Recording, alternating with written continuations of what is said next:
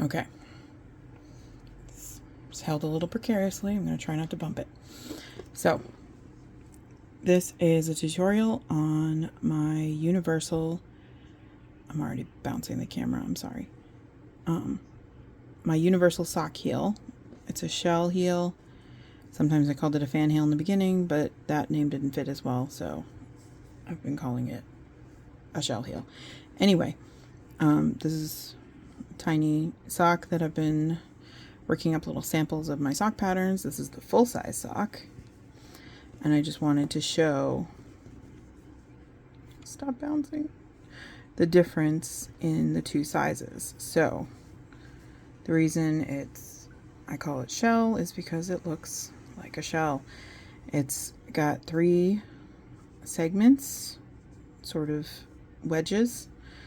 You can do it on a toe-up sock, a top-down sock. This one was toe-up, so was this one. But I have done it on a top-down sock. It doesn't interrupt the pattern, the stitch pattern, either in color work or in texture.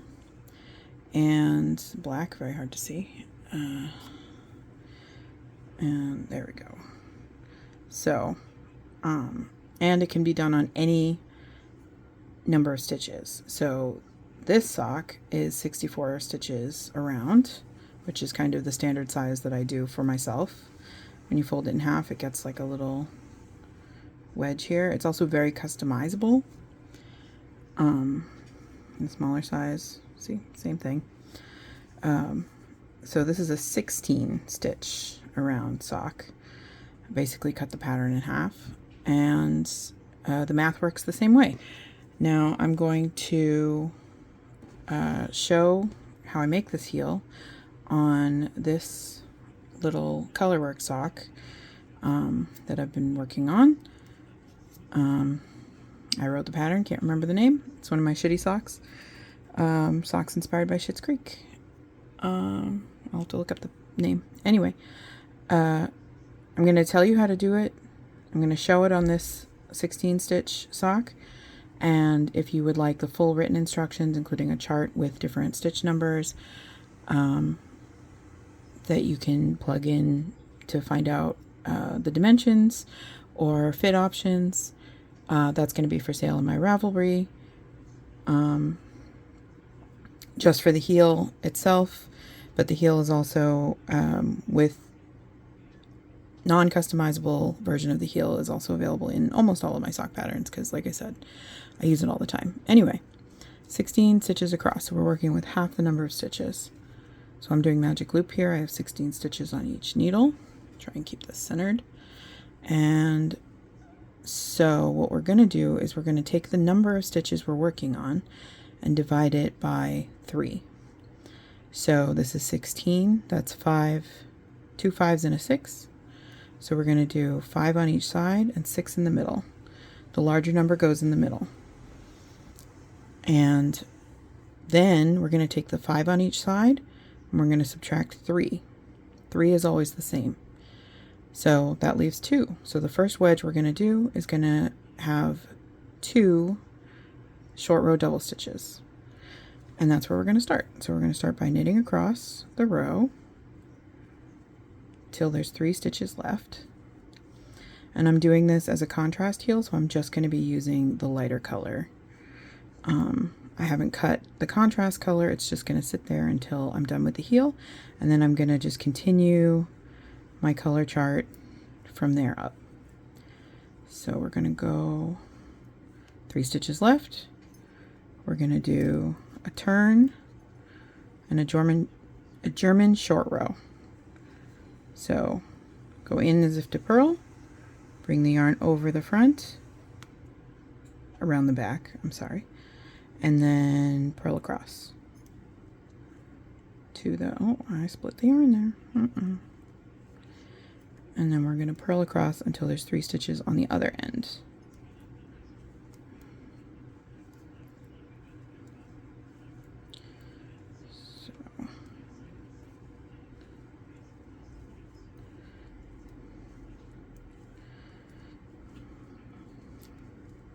3 stitches remain, turn, German short row,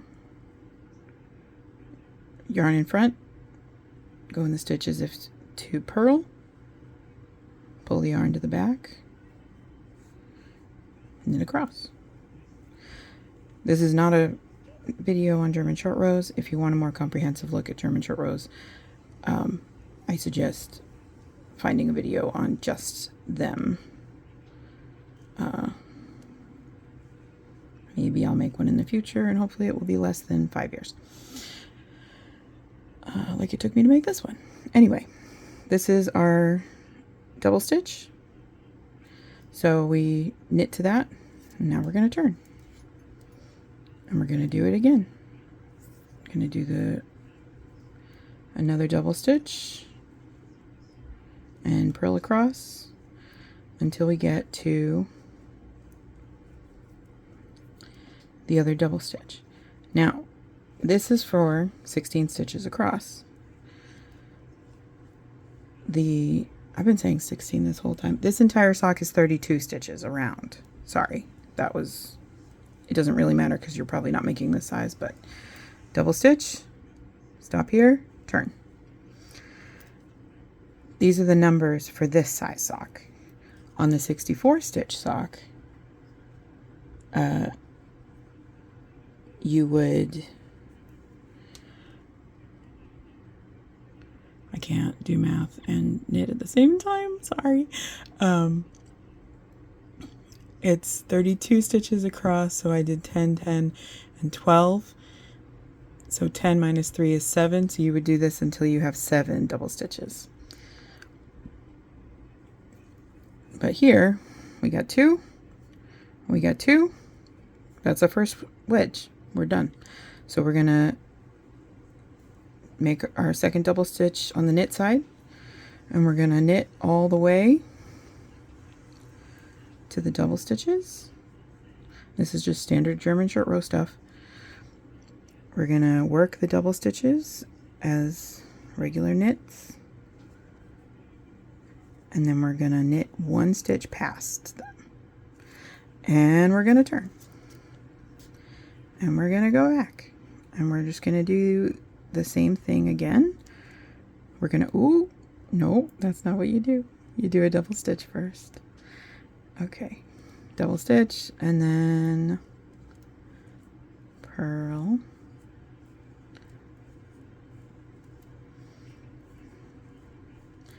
and there's the double stitches. We're gonna go in and purl them as normal. That's why I love German short rows, they're so easy. We're gonna purl 1 more stitch, and we're gonna turn.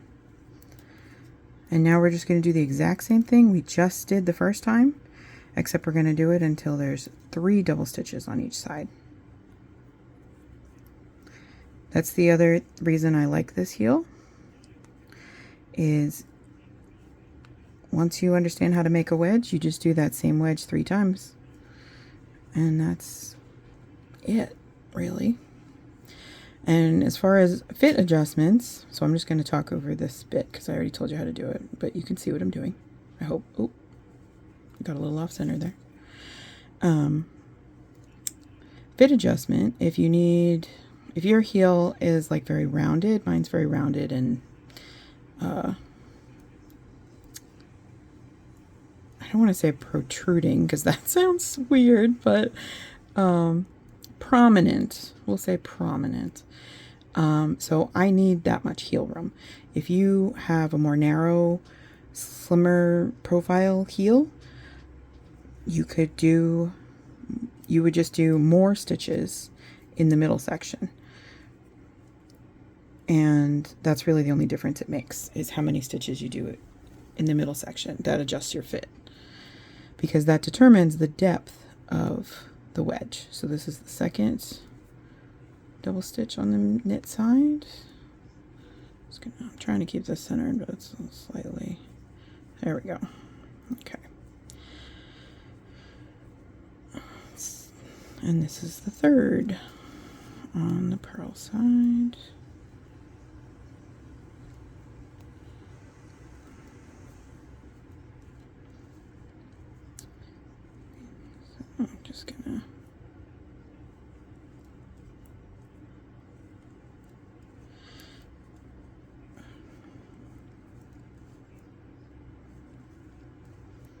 Go to the end. Oopsie.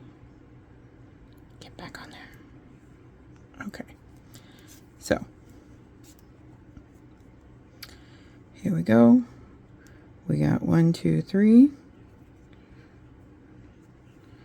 1, 2, 3. So that's the second wedge. We're already 2/3 of the way done.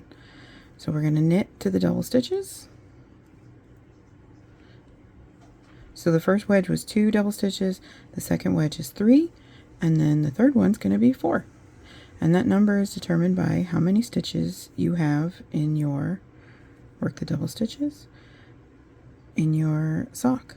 So it can be done on any, so we're going to work the double stitches and then we're going to knit one more and flip it around. You can use this on any yarn weight. I have used it on DK and worsted weight socks before. Obviously I applied it to a mini sock.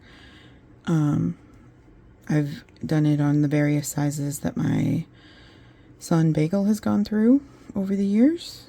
And I've done it on a extra wide men's sock. So I've yet to find a size that it doesn't work on.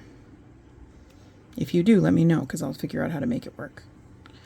Okay, we're at the double stitches and I'm splitting the yarn. We're going to work the double stitches as normal. Still not okay. I keep like drifting to the right. And then we're going to purl one more. And we're going to flip it around and now we're going to do our third wedge. So this is going to have 4 double stitches on either side. I'm just going to plow through this here. And you can see it's getting a little shape to it. That'll be more obvious after all the double stitches have been worked at the end. Work to the double stitch, flip it around.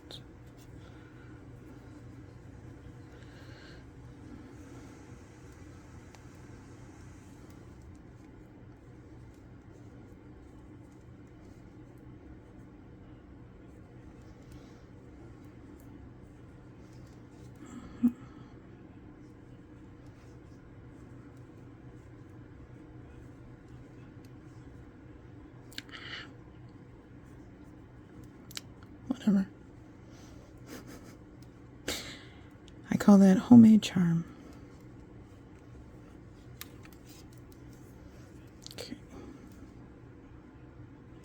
Flip it around.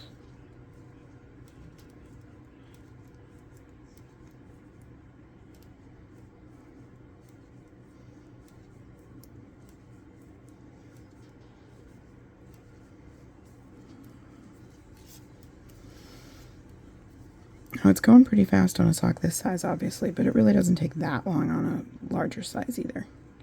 Once you get the hang of it, anyway.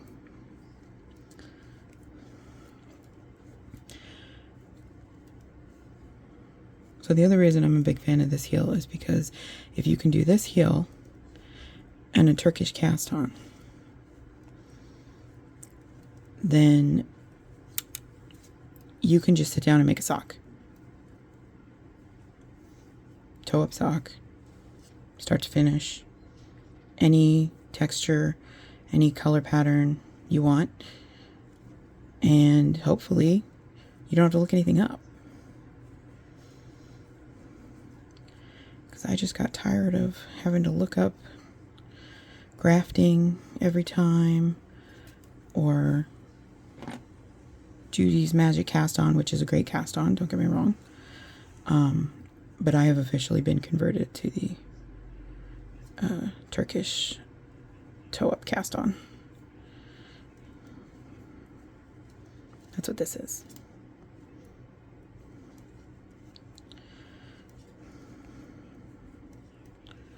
Ooh, drifting again. Sorry. Okay. So that's 4. I'm going to do my double stitch. Show you 2, 3, 4, and then over here 1, 2, 3, 4. So now we're going to knit to the double end of the double stitches.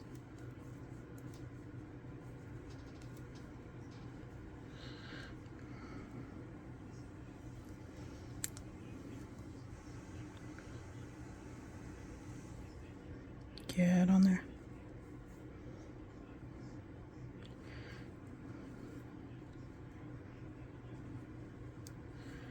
And we're going to knit one more, which should bring you to the end of the side. And we're going to flip it around. And we're going to double stitch. And we're going to purl to the other end.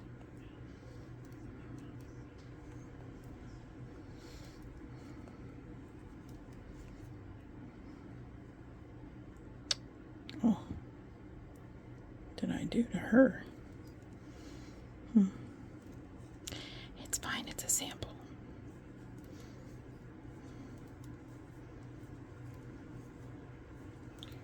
Okay.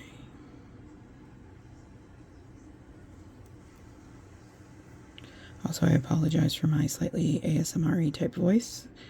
I am like 2 inches away from my phone, and I really just don't want to blast you. Okay. All the double stitches, 1 stitch left. We're going to purl that. And then we're going to flip it around. And oh crap. Hang on. Sorry, needed to pull up my chart. So I can get this without the shine. So this is the chart that I've been using for this sock. And this is where I was when I got to the point where I wanted to insert the heel. So I did the heel, and now I'm just going to move on to the next row. So I'm going to grab both my yarns, and then, so this is the last row of the heel officially. So we're going to continue the chart pattern that we were doing on this sock, but we're going to start it with making a double stitch. So if this was supposed to be a color that is not the same color as the heel, that 1 stitch would be off. So that's where the one difference is. So these first 2 stitches are the lighter color, and then we're gonna move into the darker color. And I'm just working the chart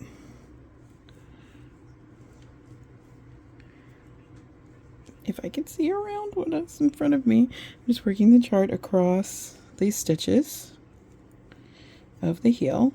And when I get to the end of the row, or the side, sorry, when I get to the end of the side, this is a double stitch on that corner, and I'm just going to work it like it's a normal stitch. And if this is supposed to be the lighter color, but if it was not, I would just work it with the darker yarn. And then we flip it around, and we're just going to continue the chart across the front half of the stitches, which in my case, I've been knitting this inside out because I do that with color work, and it's kind of hard to make something this small not be super tight, or maybe it's just me and my desire to strangle everything. Anyway, so this is how you would just continue making a color work sock or a patterns textured sock. You just continue the pattern on the other side, and when you get to the back again, there's going to be 1 more double stitch in play, and you're just going to work it as if it was a normal stitch. So that's the front half. We're back on the heel stitches. I'm going to move my little line up, and then that's it. I would just continue working this double stitch as a single stitch, and then the sock just continues, and you have this little bulbous bit, and there's your sock foot. So like I said, The written instructions will be up on Ravelry for sale for less than a regular standard pattern, because it's just going to be the heel, but it's going to include, like I said, it's going to include instructions for adjusting the fit, changing the size, using different numbers of stitches. I'll put in a little chart for you. And yeah, that's my shell heel. Works on almost every sock ever, hopefully. So anyway, and actually, while I have you here, this sock is called Fall Off a Bridge, Please.